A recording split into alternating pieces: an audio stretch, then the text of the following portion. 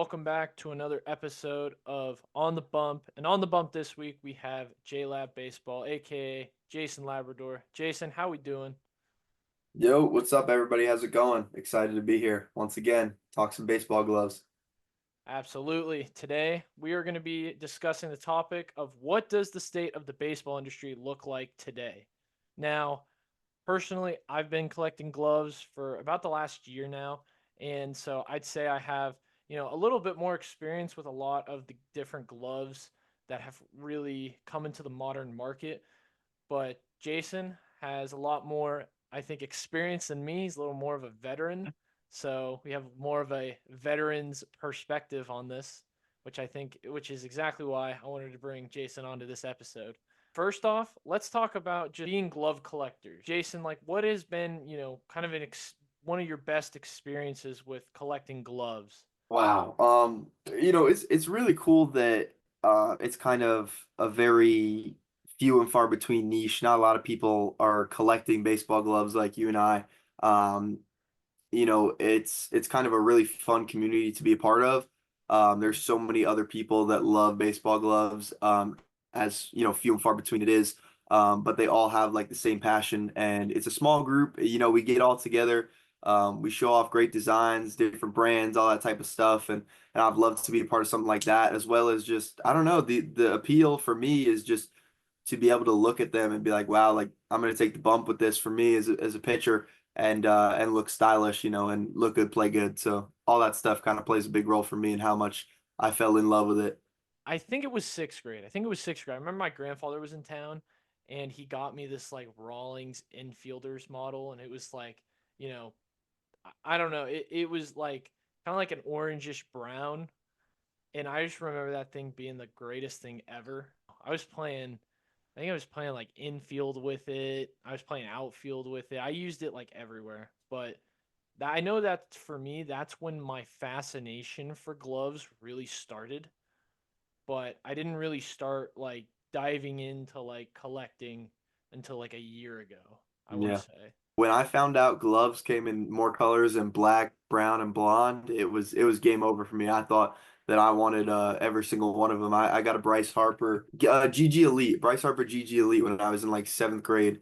I pitched with it, played outfield with it, did all the above, and like that thing was my baby. And it was bright red. It was like it stood out. I played on an orange and black middle school team, but I wanted this red glove when my parents got it for me, and like that just started the craze. And I've been, collecting different colors and patterns and all wacky different things. But I think that's part of the enjoyment of it is like there's so many different options that you never thought you really could have on a baseball glove. For me, I'm more of a, I don't know, like traditional type of guy. Like I kind of like I'm also a pitcher too, so I like pitching with kind of something that's a little more low key. Like I don't want something too flashy. No, yeah, well, for me, like I've been like literally almost the complete opposite. Like I know for my junior year and my senior year, I was when I started going a glove per day. I would literally go to practice with a different glove every day, pitch in a game with a different glove every day. I remember my goal at the beginning of my junior year when I started getting a lot more playing time was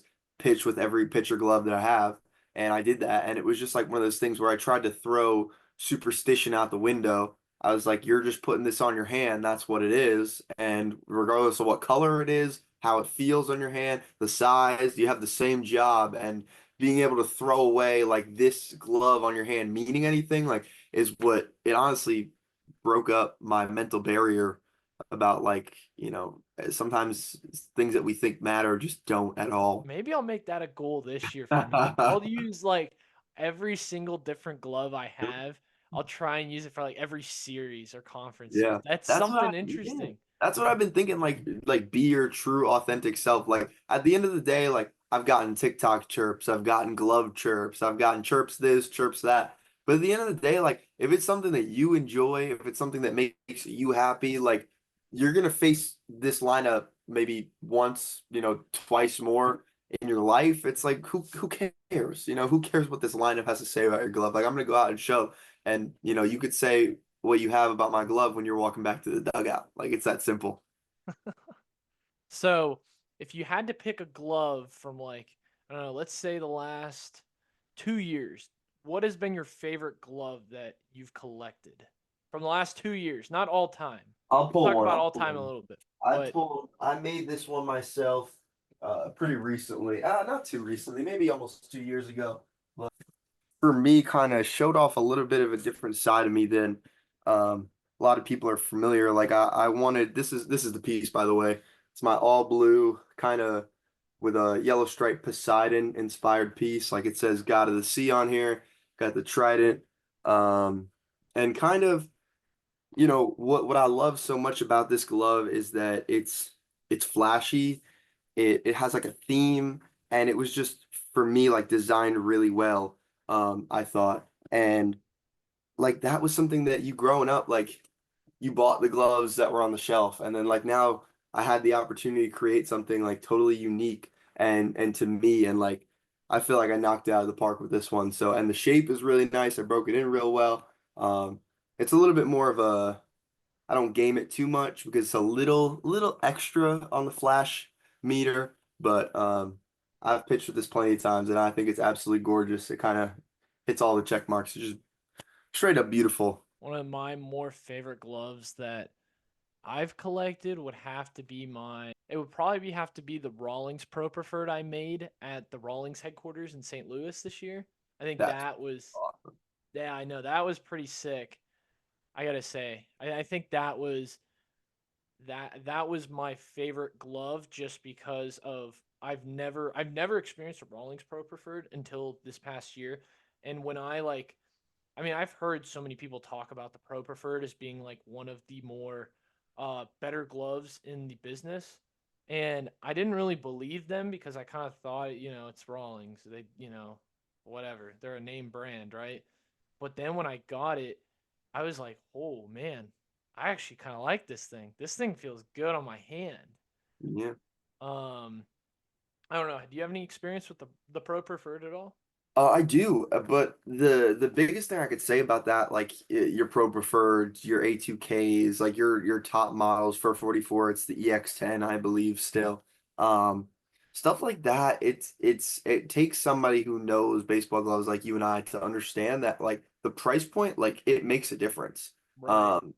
People will go and look up. I remember when I was in like middle school and high school, I'd look up on my computer at school, I'd be like custom baseball gloves. And there's some companies that'd be like, yeah, we can get you one for 180 bucks, 160 bucks. But at the end of the day, like they're not like you're not getting the bang for your buck. Like, cool, you're getting a custom glove, but you're not getting that big price point that has literally everything from comfort to durability to flash to like pattern and the way the glove closes, all that stuff. Like the price point matters, and that's the biggest thing I could say with Pro Preferreds and basically any other highest end glove on a company's list. Just the quality they really put into it, like it looks great and it feels great, and that's a big point. I think a lot of things too with a lot of these upper or what we probably would call it like a name brand type of glove. Your Rawlings, your Wilson, um even probably your Mizuno. I'd say those are probably the top 3 right now. Uh if you want to throw 44 in there as like a fourth, I'd say those are probably your top 4. I mean, would you agree? Yeah, I would say there's a couple like companies that are flip-flopped like for catching like All-Star. What is it, All-Star? Yeah, it's All-Star. Yeah. Yeah. All-Star is big for catching, and then I know that like 44 plays for pitchers a lot. You don't see a lot of people repping like 44 um other than like the pitcher's mound. I've noticed Yeah. Wilson Yeah. and Rawlings are pretty big. And then Yeah. what I feel like I'm forgetting one. Uh Another big brand that I might be thinking of. I don't know. Um, Marucci has been kind of popping Oh recently. yeah. Glove Cowboy, he kills it. I've been looking at his stuff for a long time. He kills it. But yeah, like I said, there's a couple big titans in the industry, but other than that, there's so many companies overall that are all trying to do the same thing. They're just some bigger than others. Right. And like you kind of mentioned, like, I mean, depending on the position and everything like that, it really changes the way that you go to buy a baseball glove. I think, though, all around, I think Rawlings would probably be pretty good. if you're encompassing, I think, every single Oh yeah. position. Like, I think their Heart of the Hides catcher's mitts are pretty good. That's really my main experience with a Rawlings Heart of the Hides. So, I've experienced also like a pro preferred catcher's mitt too, and I think they're pretty good as well. Heart of the Hide is about a $200 difference between that and the pro preferred. I Yeah. want to say. Something around there. Right. And it does make a difference. I mean, the Pro Preferred feels just so much more smooth and so much more comfortable than a Heart of the Hide. I feel like a Heart of the Hide can be a little stocky sometimes. Yeah. Um, but but yeah, I mean, definitely the price point makes a lot of a difference. There's so many different things I think that go into a player, whether it's, comfort, do you like to form your glove a certain way? Do you like to I mean, I don't know, there's so many different ways that a player would want their baseball glove. And so it really just depends on what type of brand you like the most around your Yeah. hand. Yeah, and that's why there's so many companies when it comes to the baseball glove industry because like there are so many different players, there's so many different types of players, there's so many different preferences as a player. And then there's also people who don't have a preference at all. People will just look for something to put on their hand because they got to go play the game. Um, I've played with guys like that. That for me, a glove is everything. For some people, a glove is nothing. It's just, give me a glove, I'll put it on my hand and I'll go play. It could be, a Mariano Rivera cardboard box for all they care. Like they just need a glove to play the game. It's a lot different for guys like us. Right, right. And I think that, with a lot of people, especially in the glove collecting world, I mean, a lot of people have different fascinations. People collect baseball cards, people collect Pokemon cards, some people Yep. collect, bottle caps or, I mean, lights or cups, you name it. Yeah. I mean, it just Shoes a big one. shoes, right? I mean, it really, I think it really just depends on, what your fascination is. I mean, it's especially you know, with who's playing and what you have. Um, but I think that we've seen this kind of trend or this shift in the last 5 to 6 years, I want to say. I mean, now I think here in 2024, it's really easy to get your hands on a custom baseball glove. Whereas in years past, it has not been. I mean, you have companies who are literally just centered around making custom gloves, which that's what Yep. 44 Pro is. Yep. And I think that it's, now having a custom glove is not as valuable as having one, you know, I want to say like 5 or 6 years ago. Like growing up, if you had a custom baseball glove, you were the guy. Like now you can go online and buy like a very cheap custom glove that still, has is decent quality. I think at the same time though, with these companies that, your Rawlings, your Wilson, and even 44 for that example, there's such a high demand for these custom gloves that I think that we're starting to see maybe a little of a decline in quality of these gloves. I've started noticing, especially on like Reddit forums and things like that, I've started to see people who are like, man, like my glove says it's like, 11 and 3/4. Well, I went and measured it and it's definitely not 11 and 3/4, you know? Or like someone sends them or like Rawlings, for example, let's say they order a custom glove and, their name is misprinted. Or there's just different, little nuances like that. Yeah. And is that because of the demand or is that because they're trying to cut costs? I mean, you have to kind of, I feel like as glove collectors and who look at the industry, I mean, it's very finicky, I think. And I think people are starting to realize that the quality is starting to go down. So now it becomes a race of what brand is going to create the most reliable and quality glove, just in general. Yeah. And that and reputation is going to start to build. You know what I mean? Yeah, I think that's where, where 44 rose to stardom because really they're only like around 10 years old-ish. And as far as like their popularity, they've only been popular for like 5 years. Um, and they rose to to stardom because people were wanting custom gloves. Custom gloves were a hot commodity, and when they made them easily affordable and easily accessible with a crazy amount of custom options, that's when they started to climb the ranks, and now they're right there. Obviously your Wilson, your Rawlings are still above them, but they're right there competing with them. And then, the problem I think with custom gloves as a whole is because um it's like almost a status symbol. Having a custom glove is like a cool thing. You and I, we collect gloves, and having a custom glove is definitely cool, but it's not the end all be all. We like a bunch of different stock models and stuff like that. Like there's other things that we get going, but like for somebody who plays baseball, especially younger kids, teenagers, stuff like that, like a custom glove is like the pinnacle. That's the coolest thing that you can have. And I've coached, baseball. I've coached 13U, 14U, 17U, and even 17U. 13U, 14U, they love custom baseball gloves. Even up to 17U, they love custom baseball gloves. It's a pinnacle, and companies see that. They see how high the demand is, I believe, and then like from there, they're like, okay, well, we make a mistake, or if we do this, it's not going to matter on our end. Like I feel like as much as they might be trying to cut costs, cut corners, stuff like that, I feel like they just understand how high the demand truly is, and how it's like, okay, well, like if we mess up, we mess up. Like you just got a custom baseball glove, which is something. And I think that also comes to the quality too, where it's like we can produce this many, but the quality shrivels this much. Like whatever, we're still producing this many per day and sending this many out, which is probably a big reason behind the quality cut. Now, let me ask you a question, Jason. Do you think that companies should stop outsourcing their glove factories to Philippines, China, Vietnam?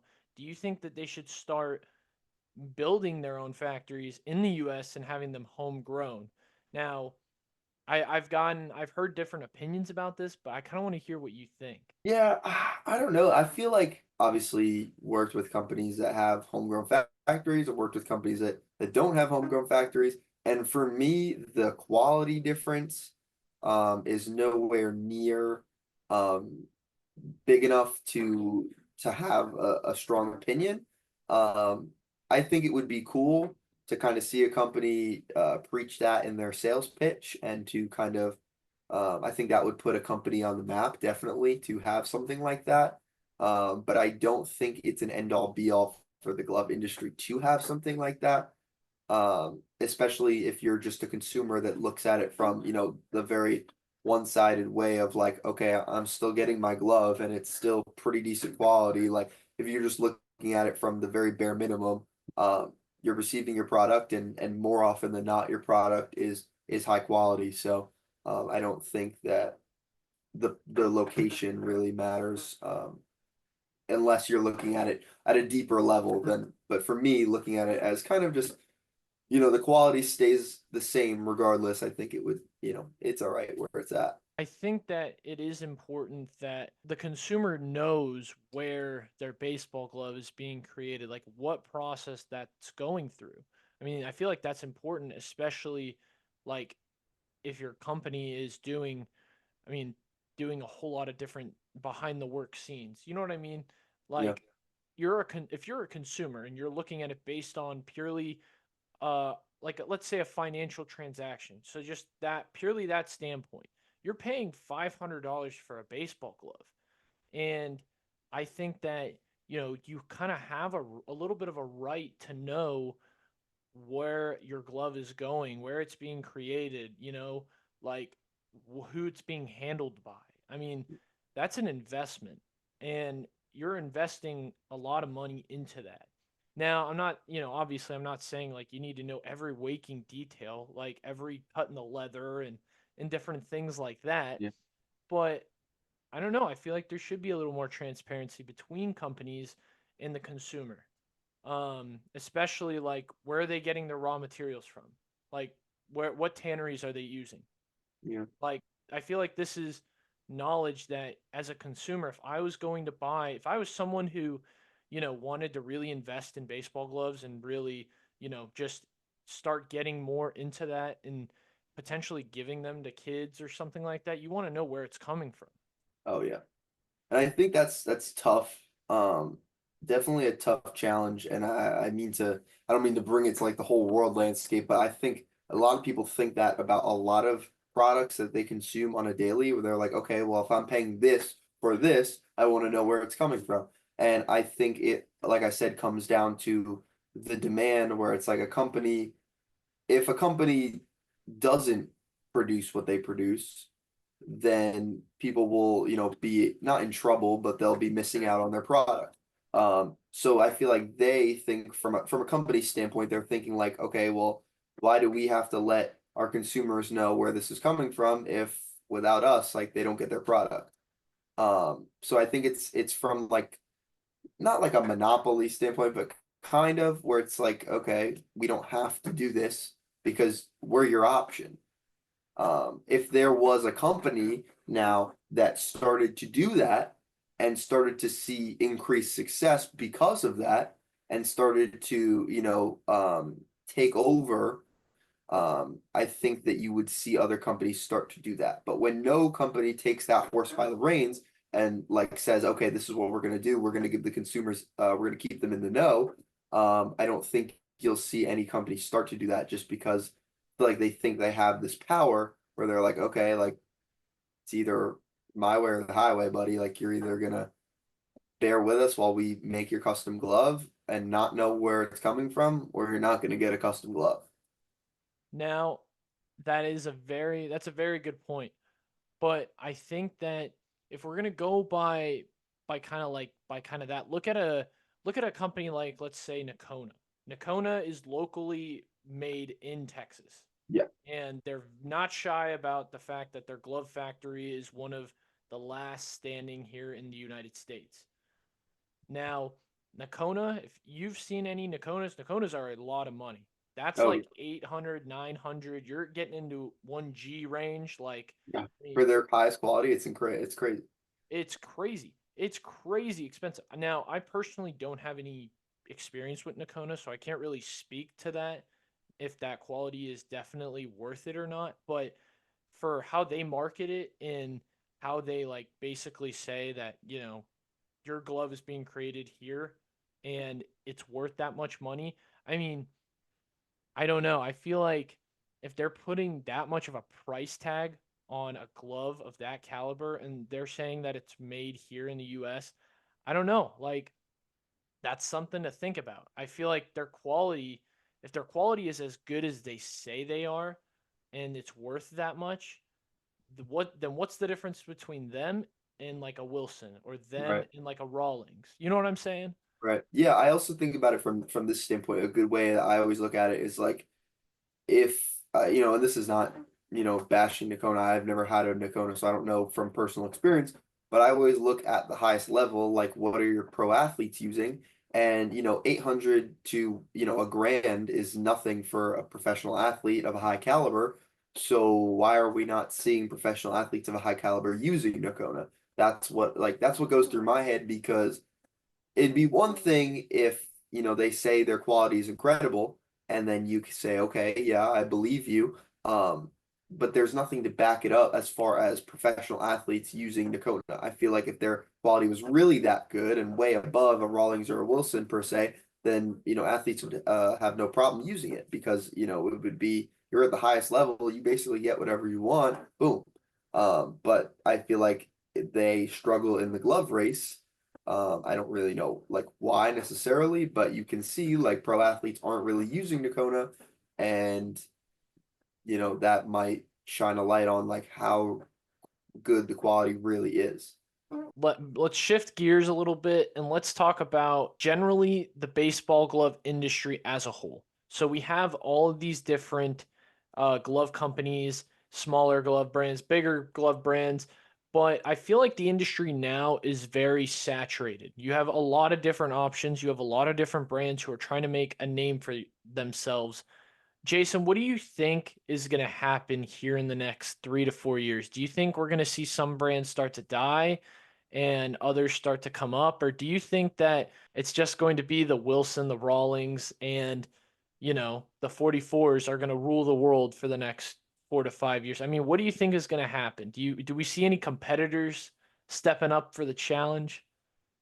I don't really think so. I think that, your top companies are kind of going to stay your top companies for what they provide. I think, 44 had the major breakthrough, like I said, because of the custom, the whole custom craze and all the different options and stuff like that. Other than that, I don't feel like there is, something else that the baseball glove industry needs right now that a smaller company can do in order to break through.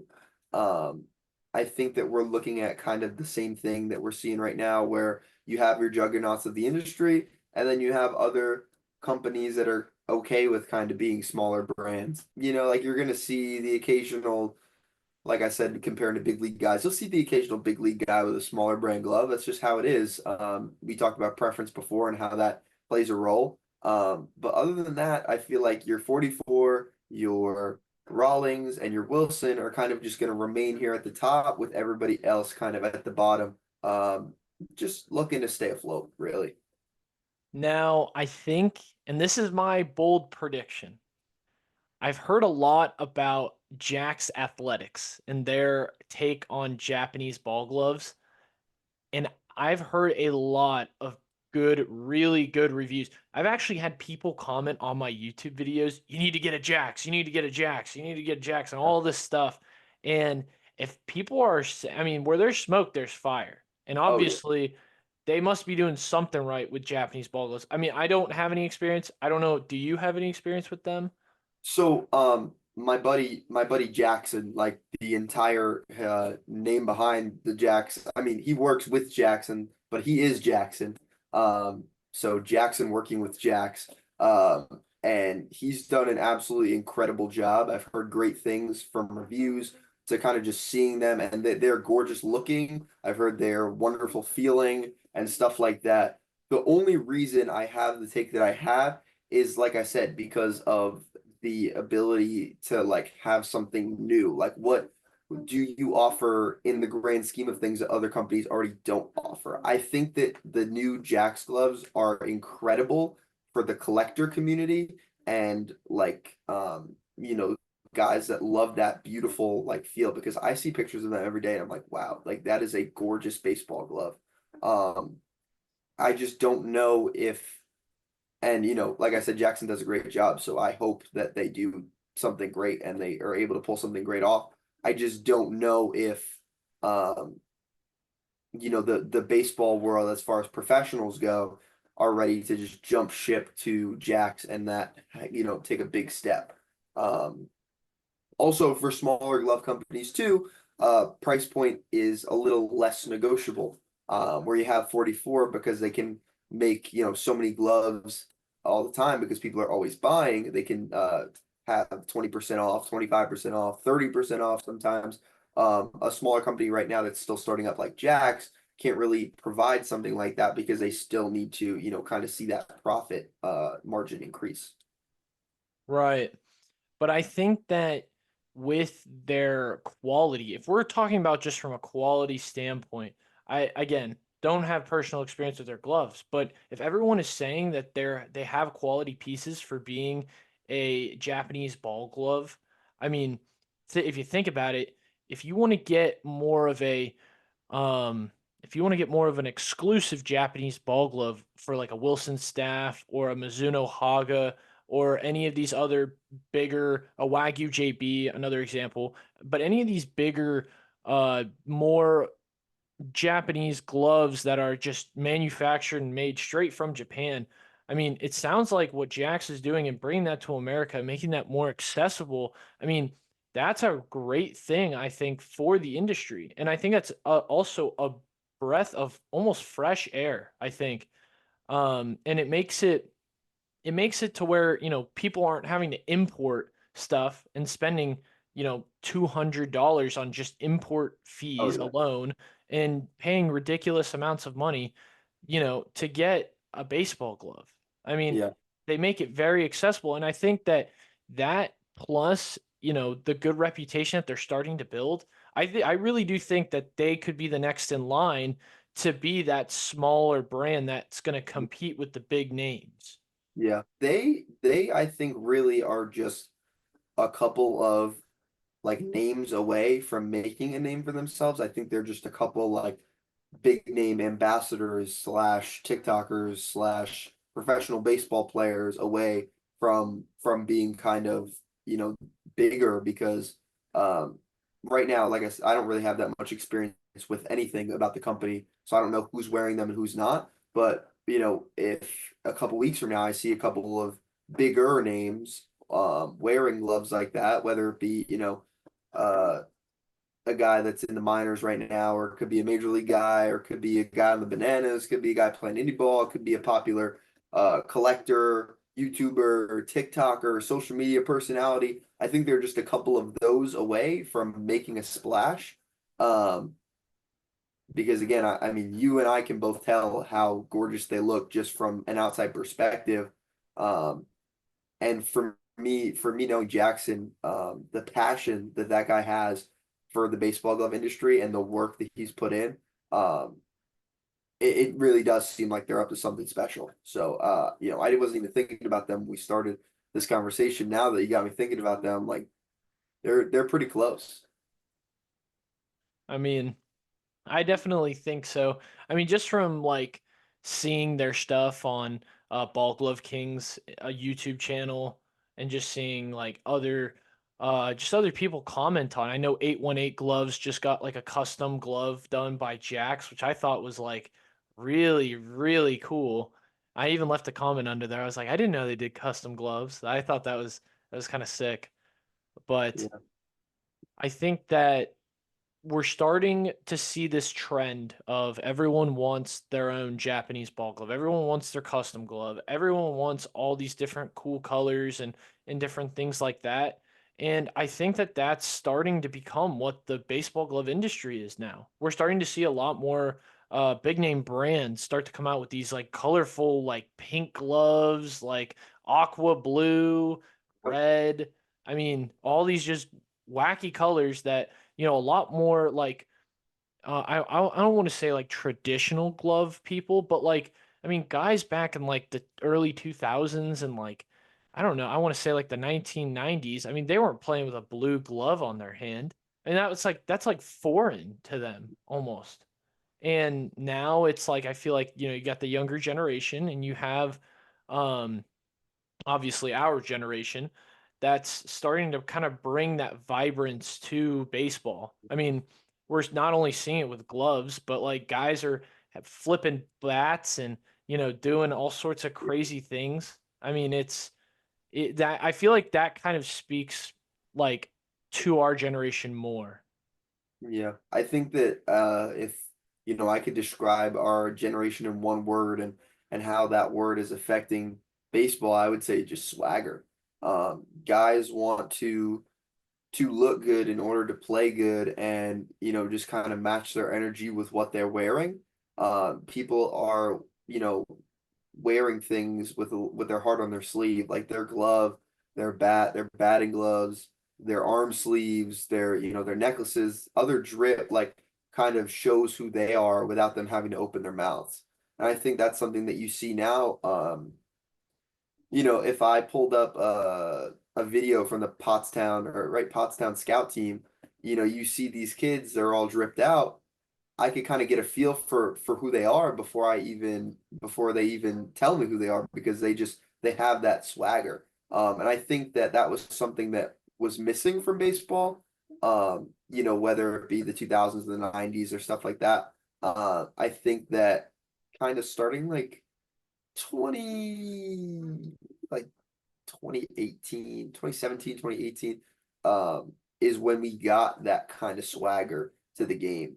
A name that I think of all the time is like Yasiel Puig. Like he to me, like forget everything wrong that he's done in his career and his outside life. Like the beginning of his career was when I feel swagger became a baseball thing. And now that's trickled down to every single branch of every single equipment. Like, you can get a custom bat, a custom glove, custom batting gloves, custom arm sleeve, custom headband, like all that stuff. And I feel like that's because of swagger and what our generation wants when they play a sport.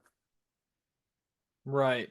And I also think too, like, I mean, guys want Like they want stuff that's gonna match their uniform. Like that's more of an important like I'm not saying like that's the end all be all, but for some guys, you want to look good, feel good, play good, you know? Yeah. And like I know for me, like I like to have cleats that match my, my uniform, right? And I'd like to have like a glove that somewhat matches my uniform, right? To an extent. And for some guys that's really really important. um Not only for like maybe a superstition thing, but like just because it makes it feel good, right? I know a guy that I had on another video a couple months ago, actually. He said that just make an impact in relacing and fixing their gloves, and that helps them gain them more confidence on the diamond. Then I want to keep doing that. And I think that, to an extent, your glove should give you confidence. Like it should be a reminder that, like, this is who you are. Like you talked about, wearing your heart out on your sleeve. I think that's really, really important. Yeah, it definitely plays a huge role. And like I said, I've done my fair share of coaching, and I've seen kids where it's like before they got their custom glove, they were a completely different player than after they got their custom glove. Like they were so excited to be on the field, and they felt more of like they felt that sense of swagger. They felt like the guys at the highest level, your Acuñas, your Tatises, your Sotos, and all the guys who play with that fire and they look good and they feel good and they have that swagger to them. That was, that's what the younger generation wants to be. And to see like that big shift and like how somebody can feel the second that they get a piece of equipment that matches their vibe, whether it be their colors of their team or just something that they personally like it's like a light bulb. It just goes on. And I've seen it and it's crazy. And I personally feel like I've been the same way too as a player. Like, um, I've worn my fair share of gloves on my hand, and there's sometimes where I feel like I match, I feel like I look good, and it's like the world is mine at that point. Definitely had some fair moments where, you kind of feel like, you're like, I'm the boss today. When you step on the field and you have that swagger like you talked about. Jason, last topic we're gonna tackle here, the last question really is let's make some predictions for the glove industry over the next 2 to 3 years. So we're gonna go with a big brand and a smaller brand and kind of make some predictions here. Do you think they're gonna grow, or do we think that they may regress? So, would you like to start? Yeah, I'm gonna steal this one for our smaller brand. I think, Jax has got to be the obvious answer right now. Jax is going crazy. They have really good looking stuff. That's from a standpoint of like what I've seen. I think they're on the come up. I think they're looking good. And then also from what I've personally used, I've been liking this jail that I just got recently. Um, it's got a really nice feel. I know they have a lot of guys in the minors that are about to make major league debuts. Some guys were in the Arizona Fall League, and there was some guy for the Marlins that made his debut this year. So when stuff like that happens, the more you get in the big leagues, the more that you have a chance to trickle down. Um, so I always keep a note of that when something like that happens. Like as much as I love this glove, I can't make the entire world love this glove. But when guys start to become big names and they're wearing JL ball gloves, then that's a big you know shifter in what other people will wear. So um, as for a company that is big right now that I think will regress. Um, I think Or 44. or grow. They don't have to I regress. yeah. I think 44 Pro might regress a little bit. I think they're kind of losing their edge in the custom game because every single company has customs. I know that's always been that way, but I think companies have fought back against 44. They know what 44 does. They know how they make their sales. Obviously, they provide a crazy amount of customization for an affordable cost. And I think that's kind of woken up some companies to being like, okay, we have to be able to match these guys because they're not better than us. They feel like your Rawlings, your Wilsons, they're not better than us. They're just providing more than we're providing right now. Um, because you talk to a lot of guys, as much as I love all of my 44 pros, um, I feel like they're always going to take the Rawlings and Wilson over the 44. They just like how the 44 looks flashy. And that's been like my take with guys that I've played with, um, and just other guys that I've been around. That's kind of like their vibe. Flashy, looks really pretty, really fun to look at, but how is it providing me with what I need when I get on the field? Jason, you kind of stole my answer for small brand gloves here with Jax. Um, but it's okay. It's okay. I'm trying to come up with a another small brand, but I'll go with bigger brand first. So I've personally worked with this company in the past, Mizuno. So I'm not trying to, not saying I have a little bit of a bias, but I do like their product and I think they're bigger in the industry. So I think that they are starting to come out with a lot of really cool limited edition Pro Select gloves. They just came out with a glove that's it's nicknamed Lavender Rush. It's very Oh, pink I saw and those. Yep. yeah. And I really like how they're kind of encompassing that Japanese culture into their gloves. And they're also coming out with limited edition gloves too. They also just came out with a Chipper Jones limited edition glove that has the big M on it, which is something that's a little older in their brand.